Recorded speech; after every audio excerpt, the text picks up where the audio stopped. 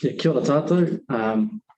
Ka tika mea tīmata tā mātou hui ki te karakia.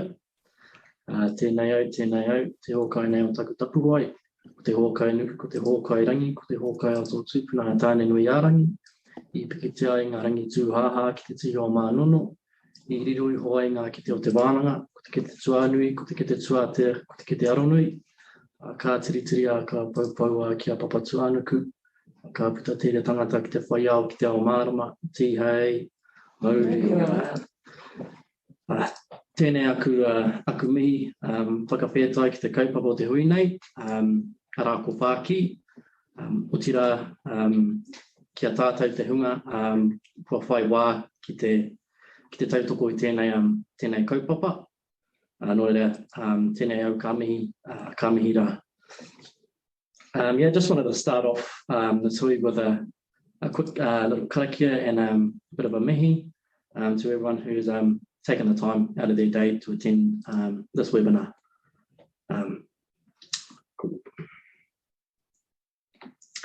Ko wai mātou, I can start us off ko āpirahama tōku ingoa. He uri tēnei no te tai rāwhiti, tai atu ki tiki, ko Ngāti Porou te iwi. He kai ata whai raraunga Māori au no te team Nicholson Consulting. Kia ora, my name is Aotearoa. I'm from Te Tai Rāwhiti. I'm a Māori data scientist here at Nicholson Consulting. Shanara? Tēnā koe mara. O tira tēnā tātou katoa. Ko wai tēnei, he uri no Ngāti Ranui, ngā rauru, Ngāti Kahungunu ki here taunga ki Wairarapa no Ngāti Tūwheretua hoki. O tira he raukura tēnei o te mātua torutanga o te ahomatua, o te kohanga reo hoki. Kei te mihi kia koutou katoa, o tira kia koe hoki. E mara i tō karahiunga i tēnei kaupapa i tata nei. Ahi nei. Ko Shanara Wallace hoki tō koe. So, kia ora everybody, my name's Shanara Wallace. On mum's side, we're from Ngāti Ranui, ngā rauru, e Ngāti Kahungunu ki Wairarapa, and dad's from Ngāti Tūwheretua e Ngāti Kahungunu ki here taunga. And I'm here at Nicholson Consulting as a whanake. So a lot of my mahi is related to developing te ao Māori, te reo Māori in our mahi and with our own kaimahi as well. Tēnā tātou katoa, ko kaitahu ko Kati Mamoina iwi, ko Ritchie aho. I'm a service lead at Nicholson Consulting, focusing in the research, evaluation, policy and strategy space. And yeah, it was my pleasure to work on this project alongside Ernestynne, Danny, Kia and all the others named there, but I'm jumping the gun already, so I'll quickly pass on to Ernestynne. Kia ora. Ai. Kia ora koutou, ko wai au, he uri no Ngāti Porou, me te whanau apanui hoki. Ko Ernestynne Walsh tōku ingoa, he pau ārahi raraunga Māori. So like Aotearoa from the East Coast, and my mahi at Nicholson Consulting is looking after our Māori data service area. So, kia ora. Cool. Kia ora. Just before we move on, we also feel it's pretty important to acknowledge those who have gone on to do other great things, such as the OE or moving to new locations to be a bit closer with their whānau. So, yeah, nei aku mihi ki a Danny Rawa Kukaya, as well as those at Stanton Dev who we work closely with, including Rosemary, Jason and Ariana. Cool. I might just check a quick housekeeping thing that came up in the comments, just making sure that everybody's got their microphones muted, please. We'll have opportunities for questions later on, but just to minimise background noise, especially for people wearing headphones. And hopefully you're able to see all four of us. We're all in the same room. So hopefully not just staring at my face the whole time. If you can expand it to see the active speakers would be good. Kia ora iwa. Yeah, a little bit more about Nicholson Consulting. Well, we have this we have saying mā te raraunga ka hāpai te ai te oranga, analytics for the good of our communities. At Nicholson Consulting, we believe that the data is much more than just the numbers. We're a bit diverse, multi-disciplinary consultancy that brings a progressive perspective to the data. And to us, this means that we work to restore power imbalances in Aotearoa, so everyone has opportunities to thrive. So today we'll share the government data system design. So if you're thinking what on earth that is, that's the government data system. Is the government-wide set of policies, practices, processes, and people that are involved in the collection, management, and use of government-held data. So we were asked to provide Māori data expertise into government data system designs to help achieve the vision for government data system designs. Equity of participation, enabling equity of outcomes to support the ambition of an inclusive and integrated data system that supports innovation safely. So the result of this mahi is a 120-page ideation document that can help to achieve that vision. The purpose of this webinar really is to kind of let all our attendees know that this work has been undertaken, and this work is an ideation and not policy or implementation plan. I'll just quickly note that it is publicly available, and there's a link to that which we can share maybe in the comments. Cool. So this presentation is broken down into 3 sections. So the first part is the RFP and project setup. And the second part, we'll be looking into Te Tiriti and Māori data sovereignty. And then the last, we'll see how, we'll look how we tested these elements. I'll pass it on to our first speaker, Shanara. Next. Tēnā tātou. So yes, our te timatanga o tēnei mahi, the beginning of this mahi and the RFP and project setup. So to kind of add to the context that's already been given on this kaupapa and what this mahi is. Oh, sorry, I just got a bit distracted by the chat. So in 2021, the tono came from Stats NZ for a single Māori data expert to do all of the stuff that Aotearoa has already spoken about, to imagine and advise on the integration of Māori data governance, Māori data sovereignty principles, and iwi aspirations into the future government data system by design. We know that this is a pretty epic mahi and a really tough job to carry as an individual Māori in this space. And so instead, we propose an approach that drew upon collective superpowers and recognise and put forward a multi-talented team that to work on weaving Māori data expertise into the data system design. So that was the first kind of what's referred to there as the tono and wedo, that we recognise that actually that might be a tough space for an individual Māori, so taking care of each other. Once it was all confirmed and we got to start the business, our first thing that we did in this process was to embody the tikanga or value of whakawhanaungatanga and mihi before the mahi even starts, to create connections with people who have an interest in this work. And as the saying goes, people don't care about how much you know until they know about how much you care. So it was important to build those relationships to set the project up for success and ensure that we were all passionate about this kaupapa and that we knew where each other stood. And then we went into developing our project tikanga. So this was another important part of our setup. And the project tikanga is a document, and it describes how we do things and what tikanga or values and concepts will guide our behaviours in this mahi. So it enables us to uphold the mana of the people involved in this project and the project itself, and basically ensuring that we're doing this to the best of our ability and in accordance with the tikanga that we feel is important for us in this mahi. So this tikanga, project tikanga, covered things such as tikanga for our hui, how we would like our hui to run, te whakamanatanga o te reo Māori, so how we will whakamana te reo Māori in our hui and how we would like to see te reo Māori being mana enhanced, and how we will ensure that the mauri of our hoamahi is taken care of in this mahi in this project as well. And there are a few other specific examples of tikanga for this project. And then the fourth setup kaupapa was our critical success factors. So we identified critical success factors, looking at it from a paitawhiti, paitata perspective, and appreciating that this will be a haerenga, it'll be a journey, and it will take time. And so these critical success factors inform some of the potential future horizons, the paitawhiti for the government data system design.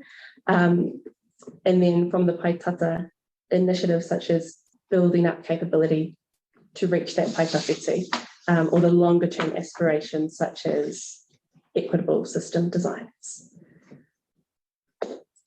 And that was all of the setup.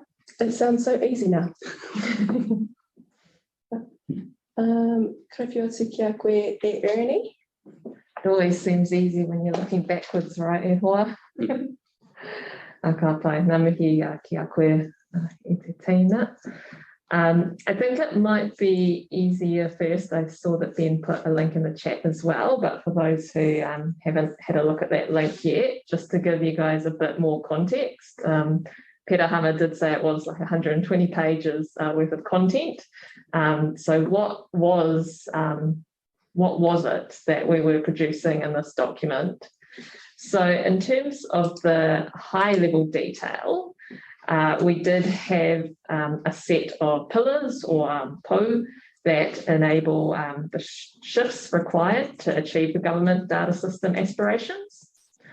For those who like visuals, you will be pleased to know that there's also a whole heap of diagrams at that conceptual level that will speak about what the system could look like conceptually, including there was a big focus on a federated operating model. And this is one that felt like it resonated quite well because it is relationship-based. It is about partnerships, and it can allow data stewardship to remain with the original custodians, which sounds to us quite good from a Te Tiriti perspective. And we could also see this model as well enabling more equitable participation in a manner that builds relationships and enhances trust and reciprocity between participants. So the federated data ecosystem operating model uses a value chain to describe how the government data system aspirations will be met. That's one area that we will use the time today to go into a little bit more detail. And there are also a set of key capability shifts to describe how we could enable the government data system to design to achieve its future aspirations. There were also future horizons. There is a section on that to describe, as Shanara was talking about, how we shift from that paitata. What would the paitawhiti or the longer future state look like? So there are some very high level explorations in that area to look at what are some next steps to pursue. To get through all of this, given that it is a 120-page document, it probably would take a full day workshop to do this, and we appreciate that there's a lot of people on the call, and you probably also would like to ask some questions yourself. So the focus for this particular corridor is going to be more about how we approach the value chain and how we approach the capability shifts, so that we can give you a bit more time to ask some pārtai. But Otira, we appreciate this is a really big document, and that it does take time to work through. So if you want to have a corridor later on as well, we're totally open to that too. Okay, so Te Tiriti and Māori data sovereignty. As the team spoke about, we feel that data is more than just the zeros and ones. Data holds the mauri, the whakapapa of the people represented in that data. And as such, we feel that data should be used in ways that are tika and meet the aspirations of those people who are represented in the data. We were inspired by the work of Heather Kane and others on critical Te Tiriti analysis. And whilst we didn't follow the exact approach, we were inspired by this idea of taking an article-based approach, looking at Te Tiriti articles and looking at how we could create a government data system design that gave effect to those articles. It was quite interesting for us because there is one particular article, for those who are familiar with Te Tiriti, that gave us a bit to ponder, and that is Article 2 around tino rangatiratanga. So as Aotearoa said, this is a government data system design, and we have been working on behalf of Stats NZ. So we're working on behalf of the government. So whilst everyone in here has whakapapa Māori, and the original group who did all the mahi 100% Indigenous, because we're coming into a government space and working on behalf of government, it sort of changes the dynamic a bit. And we feel that we should not be stepping into a space and telling Māori what they need to do with their own data system designs. But where we can help is to look at, given that this is a government piece of work, what can the government do to help break down or minimise some of those barriers to enacting tino rangatiratanga? So that was the way we sort of positioned the document. So for those who have got it open, you will see that there is reference to Article 2, but it's more a breaking down barriers kind of angle to it. Alrighty, so I need to make sure I give Ben enough time to talk about the testing of the data system design as well. So I'm just going to quickly go over the how we approached the operating model and specifically the value chain itself. So when you think about an operating model, you could describe it as like a visualization of how the organisation or organisations will plan to execute their strategies or deliver some value. And so presenting the entire federated data system operating model would require a lot of time.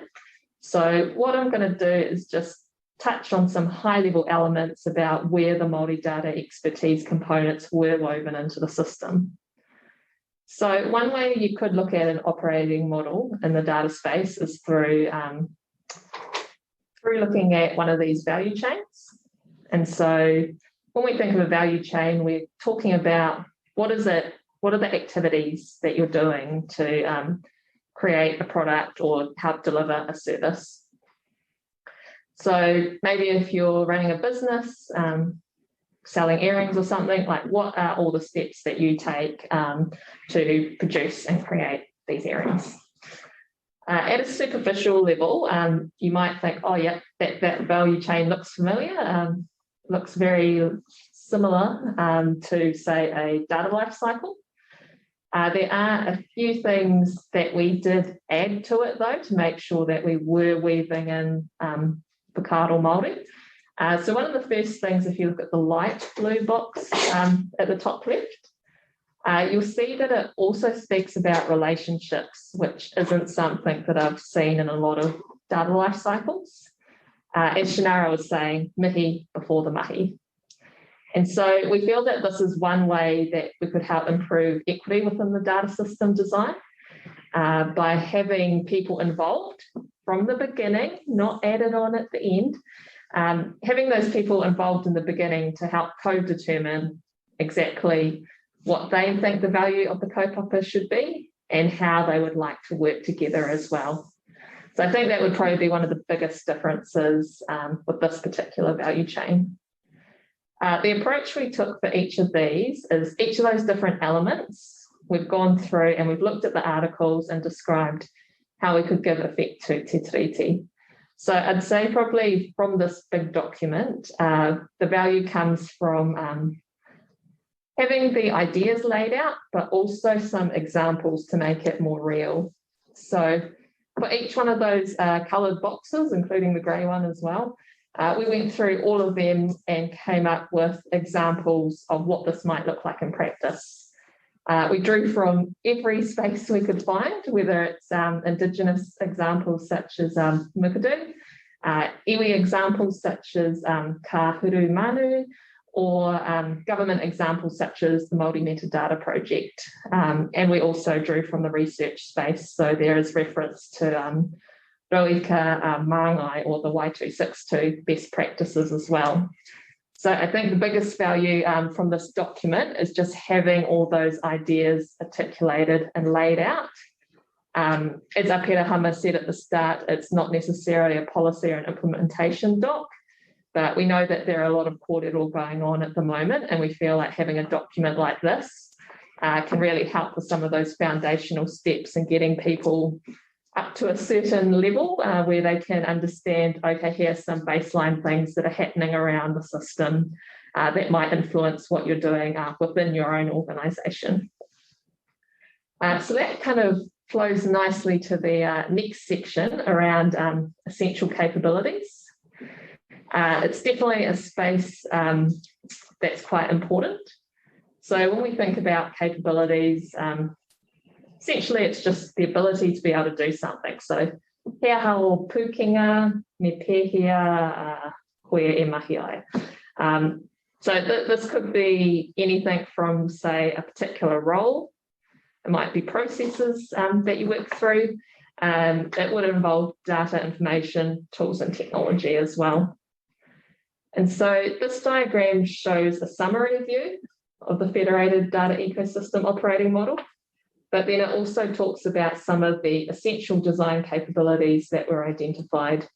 And those ones were chosen because they're new, well, I shouldn't say they're new, but they're new in this particular context and the way that they're being referenced. Or they were something that we felt were quite pivotal and something that would need a significant shift to help achieve some of these aspirations with the government data system design. So I do want to keep the time brief because I can see Ben's giving me a side eye. So when it came to essential design capabilities, the approach we did here was we spoke about what are some resources currently available, but also call out ones that were in progress, such as the Māori data governance work, but there were also areas where we're like, we can see a document, such as if we think about the data stewardship framework, but we can see that it doesn't specifically talk about Māori data stewardship. So we might call out, here's a starting point document, but here is what we would need to see in the future to help meet some of these data aspirations. And what we tried to do with these is, because you're sort of bringing together a taha raronga and a taha Māori side together as well, there's really kind of a mix of resources that you can really pull together. So for those who have come from the more traditional data management side of things, you know, we might talk about or reference provenance data model like ProvDM. But then from our taha Māori or more Indigenous side, we'd be like, hey, there's some examples of organisations who have applied traditional knowledge labels which speak to provenance. They also speak to cultural protocols and other things as well. So we've tried to balance up the resources that we've provided in the capabilities section so that we can see both sides and make it a bit clearer about what is there out there that can already be followed. But also what are some areas that are growing that people should watch out for a bit more. We also called out some lesser known resources that we feel would be really helpful for people to have a look at, just for additional horopaki or context. These are things such as the Māori Data Futures Report. That one was quite useful when you're thinking about data relationships, but also data discovery, so that light blue box. We do also call out the more technical elements. So for our architects or our engineers who are joining on the call today, there are things where we've spoken about technical elements that would help give effect and weave te ao Māori perspectives into this design. So as one example, thinking about language being stored correctly. So we do reference some of the ISOs, like ISO 639, And we also talk about character encoding such as UTF-8. And for those people who are on the call and they're like, not from this sort of background, they're like, he aha tera, what is that? Essentially, what we're talking about is making sure that the language is represented and displayed correctly in databases and in systems. And if you have a system set up and it can't recognise macrons, you'll get half pie data and you can annoy people. And you can also maybe embarrass yourself. I know one of our te reo lessons we spoke about a weta versus a weta, other things like a tara versus a tara. So it's really important to make sure that macrons are represented correctly. One thing that, looking back at this document now that's just been published in the last couple of days, thinking about when we finished up the mahi in September, October last year, I can already see that there's a lot of new articles coming out as well that could help in this space, whether it's, maybe Ben can speak to this a bit more, but the tikanga and technology mahi around decolonising algorithms. That's been producing quite a lot of interesting outputs at the moment. And likewise, some of you might be familiar with a recent publication late March around Māori data sovereignty and privacy that also came out through that tikanga and technology project. So it's awesome to see that the number of resources are continuing to grow, and I think that will help support the system design going forward. But I want to make sure I give Ben enough time to talk about some of the testing and case studies we did. So over to you, Ihoa. Kia ora, Ihoa. No, that's all good, Annie. I wasn't keeping time on you. Cool. So I'll talk a bit about how we went about testing the data design. So as part of the design work, and when I say we, I'm sort of using the royal we because it was mostly Jason, Ernestynne and Kia, shared a lot of the initial interactions with the government data practitioners group to help test out some of the concepts we'd like. So I'd like to acknowledge their contributions to this. It was quite involved and we got really good engagement from a number of different government agencies. Alongside this is what we proposed a Māori data rōpū to do a review, but as has been alluded to, was a significant amount of work, and the number of and availability of Māori data experts was relatively small, and there were several conflicts of interests, being the small place that we are, especially in Wellington, where everybody knows everyone and seems to be working together. But I do want to especially acknowledge Karatiana Tauru, who gave us some really excellent expert review and advice as we went through the development of this, the data design. So a big mihi to you, Karatiana. Thank you for reviewing in depth the full 120-page document and giving really fulsome feedback. So on to the case studies. Yeah, cool. Another approach we took to testing this mahi was through undertaking case studies to illustrate how the data system design works in practice and whether or not we're actually addressing the issues that are being faced in the real world out there. So I'll just touch really quickly on Te Whāpapa Kainga, the Ministry of Housing and Urban Development. So this was a case study that was undertaken by Stats NZ, so I won't talk too much about that one, but it is detailed in the data system design narrative document that you've been linked to now. So they're an intensive user of the data system in a broad context, which includes not only government but also non-government and private and commercial data sources. And when you think about the context which they use this data, particularly that could be housing or homelessness, they are really seeking better use of data to support their decisions and actions, but also want to make sure they're doing that in the right ways. So just quickly to say a mihi to Stats NZ for undertaking the case study, and a mihi to HUD, Ministry of Housing and Urban Development, for giving their time and sharing their knowledge as their insights influenced the way that we went about setting out the final government data system design report. One which I'll talk a bit more detail about, and kia ora Tasi, I saw you on the list there. Ohi Data Navigator is a project that I personally have been working with Te Raudo, the one Aotearoa Foundation, with since late 2018. So what this is if you don't know about it, it's it's a tool which brings together government, administrative and survey data from the integrated data infrastructure. So this was a great case study to test practical application of use of the data of the IDI. This tool presents a picture of the challenges faced by rangatahi and communities throughout Aotearoa. It's used by community organisations to direct resources and to build a case for funding. So you need to disclaim that I was also involved in the way that this project was approached, but the way that we approached this and the lessons learned from that were really informative for the design of the data system too.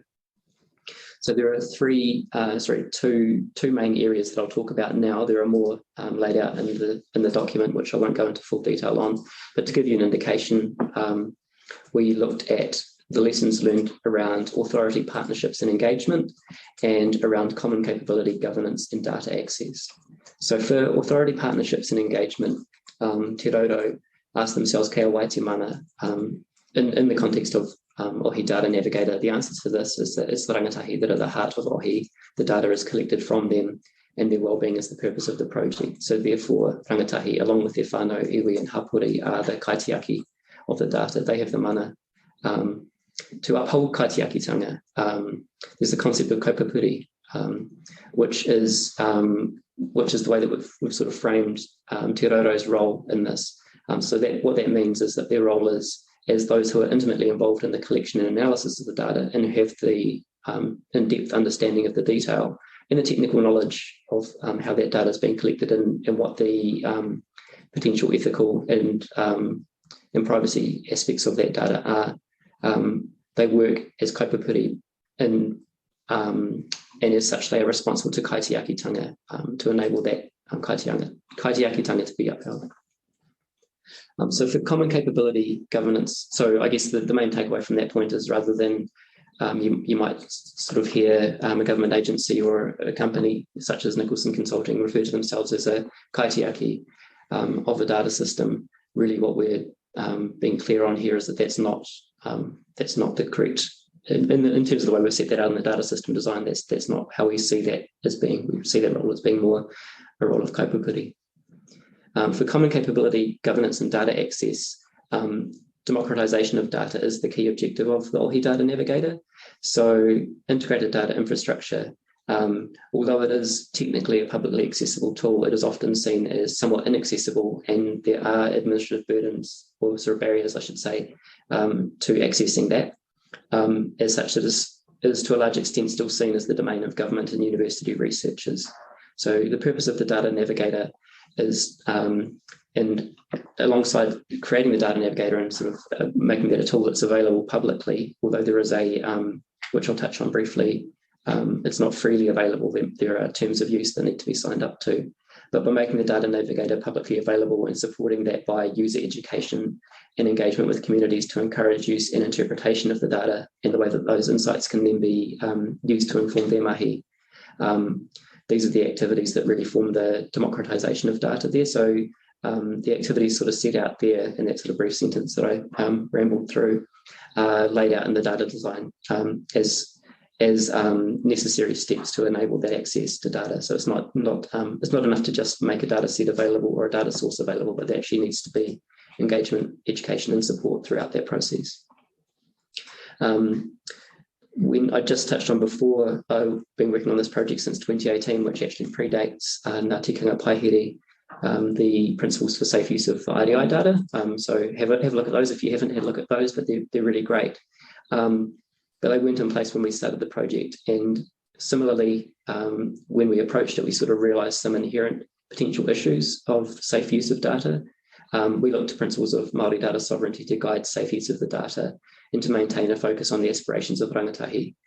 So this was particularly salient given the data points captured in the IDI are largely deficit driven. As you can imagine, a lot of the administrative government department data comes from young people's interactions with them. So if we're talking about interactions with the justice system, with the care and protection system, and outcomes in education and employment, they can, if not done well, portray a very deficit story and one that perpetuates that or re-stigmatizes people that have experienced exclusion and disadvantage. So the principles of safe use of data were developed by the Ohi team to guide the analytical work specific to this kaupapa. These are publicly available, but moreover, if you want to access the Ohi Data Navigator, you need to read and agree to those, to abide by those principles of safe use.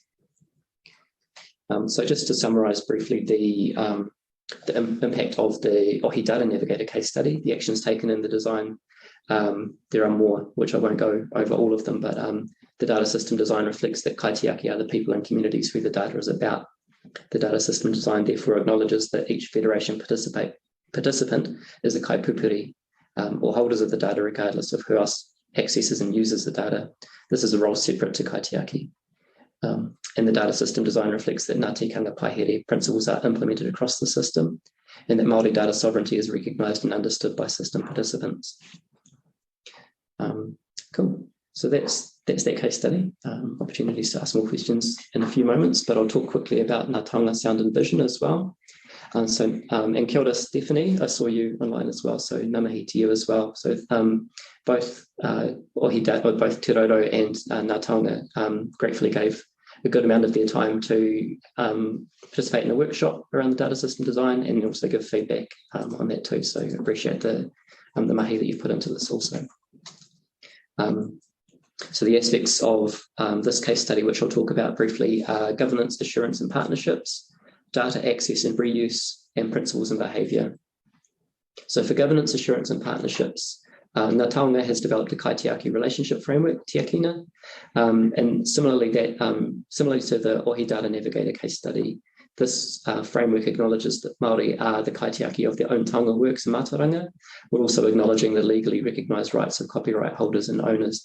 So as you can imagine, that's quite a difficult balance to tread, and hence the development of a framework. Audiovisual archival demands a relationship with communities of origin.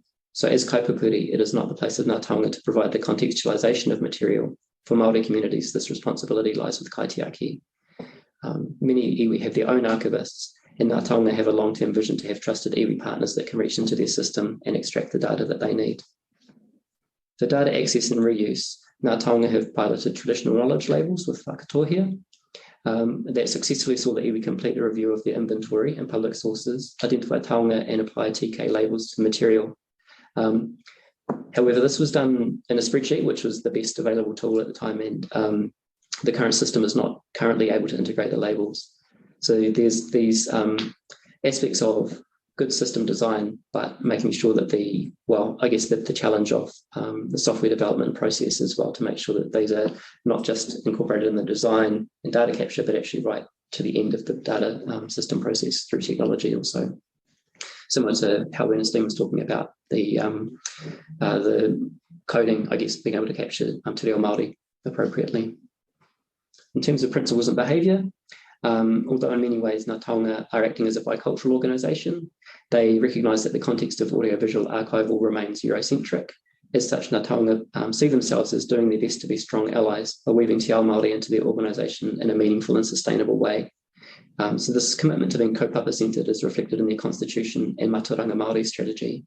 Ngā Taonga are making this commitment in order to honour Te Tiriti o Waitangi and Y262, and encourage people to understand that this is not to the detriment of taonga from other cultures. Their view, which is also shared through the system design, is that if a process is good for taonga Māori, it's good for taonga. To summarise the actions taken in the design as a result of this case study, by recognising Māori as kaitiaki of their data, Māori are empowered to provide the metadata context for their data. Investment in capability and capacity is required for TK labels to be effective in practice.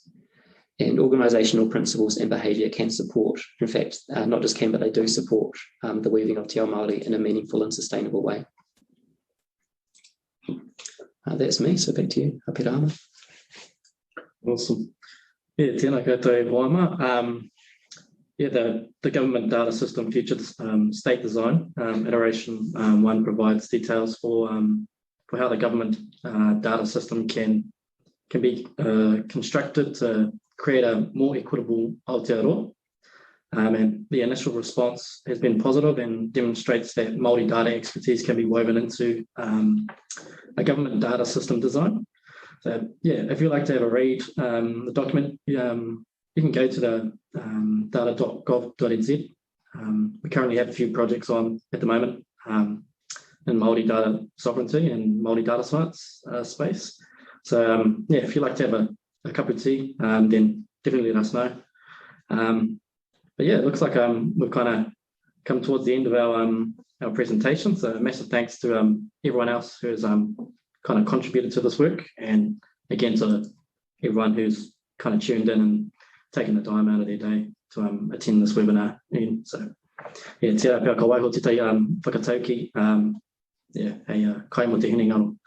E hara tā mātou toa I te toa takitahi, engari e toa takitini. Cool. Yeah, are there any pātau that anyone has?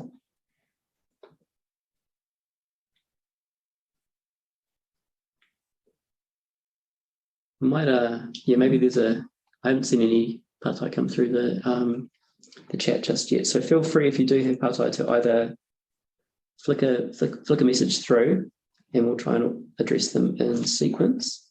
But if not, that's fine as well. I know that we've shared a lot of information, and maybe the answer to a high proportion of questions could be go ahead and have a read of the data system design document. But I don't necessarily want to reflect that on everyone. But yeah.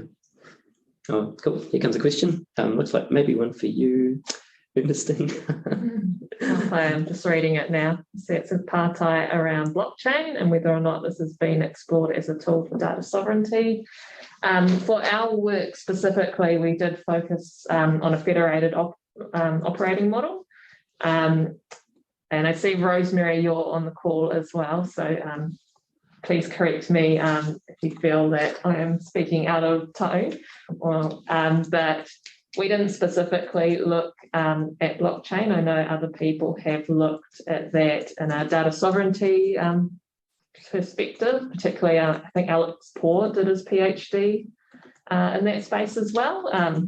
Not specifically Māori data sovereignty, but data sovereignty in general. So I think that would also be a good resource which I can hunt for and see if I can find a link to share.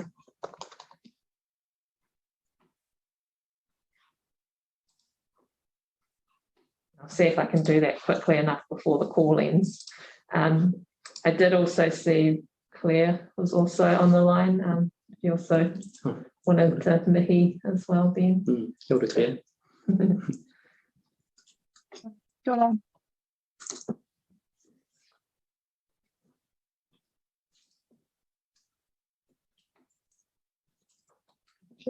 Yeah. Maybe there are some slow typers out there, though. I'll give you a few more minutes. Well, moments.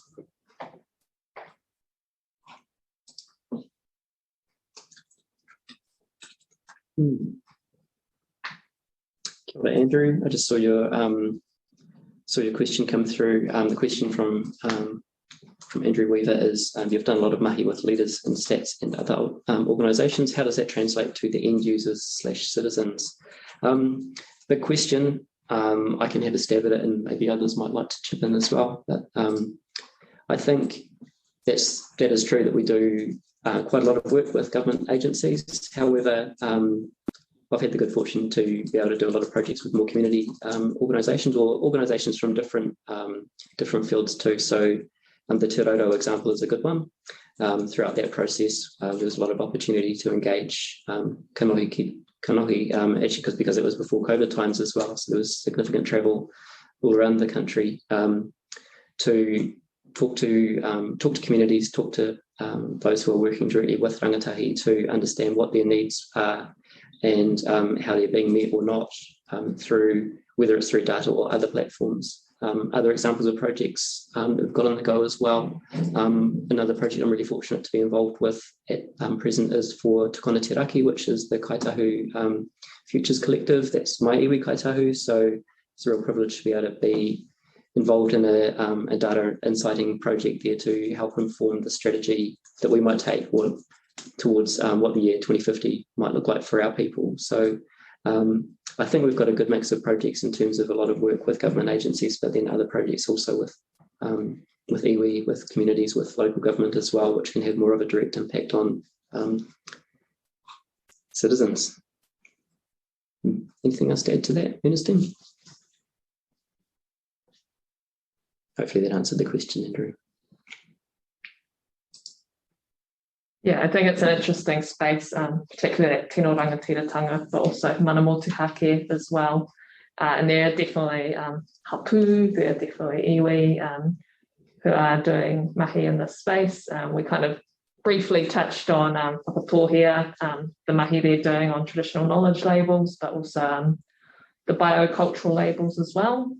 And I definitely think that there can be touch points in this space. And I think that this is one of the reasons why we looked at a federated model as well, so that it's not just everything centralised in a government data system design, but there is that opportunity to look at a more equitable approach where you have not just one organisation in a monolithic sense determining what should happen. There's an opportunity for a community, an ecosystem to work together. And I think when you get into that sort of space, things end up looking different. And then that's where you start to see those benefits flowing to the end users. But that was part of the Te Pai Tawhiti, the longer term aspirations that Shanara spoke to. We appreciate that doing this sort of mahi does take time, but it's heartening to see examples, whether they're coming from kaitahu, whakatohea.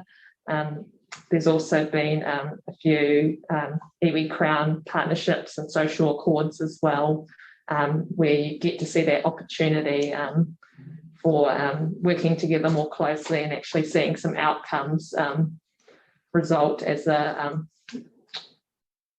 because of that approach that has been taken.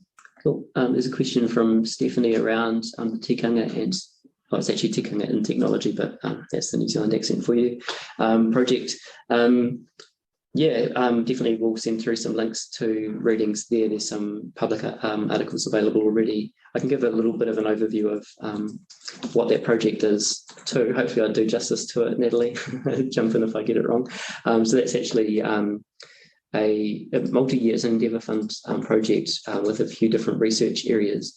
One research area is more focused around privacy, but the area that Nicholson Consulting are more directly involved in is called decolonising algorithms. So the main piece of mahi there is to develop a framework to assess how effectively colonising algorithms that are being used for decision making by government agencies are and how they can be improved. But yeah, we'll definitely send through some reading material there because there's much more to it than that. I should note as well that that's Te Kotahi Research Institute, Auckland University, and others involved in that. And just to add to that, there was one that I referenced that was published in March around Māori data sovereignty and privacy. So I'm just going to put that link into the chat now. So anyone who has sort of a privacy background or interest in that sort of element can have a look at this article as well. That one's just a month old, so hot off the press, really. Yes, I see some super interesting links coming through too, so everyone hop in the chat if you haven't had a look yet. Parto from Claire. Government agencies in a position to embed the government data system within their own environments. So often we have great systems/models designed, but agencies can't implement consistently, which undermines the intended vision and outcomes of the system/model, etc. Ernestynne, do you mind if I throw that one at you and then I can back you up if it's too hard? It's not an easy question. When I saw that particular part, I was thinking about something. I think it was Te Kahotu Maxwell said along the lines of Kauri e taia te tangata, te tiki noa, te mātaranga Māori, nolu or I te puka puka. So essentially, it was a context around mātaranga Māori and how you can't just go to a book and behold, you've now got all this mātaranga Māori knowledge bestowed upon you. And I think that could be also true of whether it's a government data system design, whether it's Māori data sovereignty principles or people talking about Māori data governance. They're not really recipe books, so it's not like a step one, do this, step two, do that. And I think because each horopaki or context is so different, it would be very hard to articulate something in that space. So I see the goals of these sorts of documents to be sort of the 101s to set those foundational knowledge sets.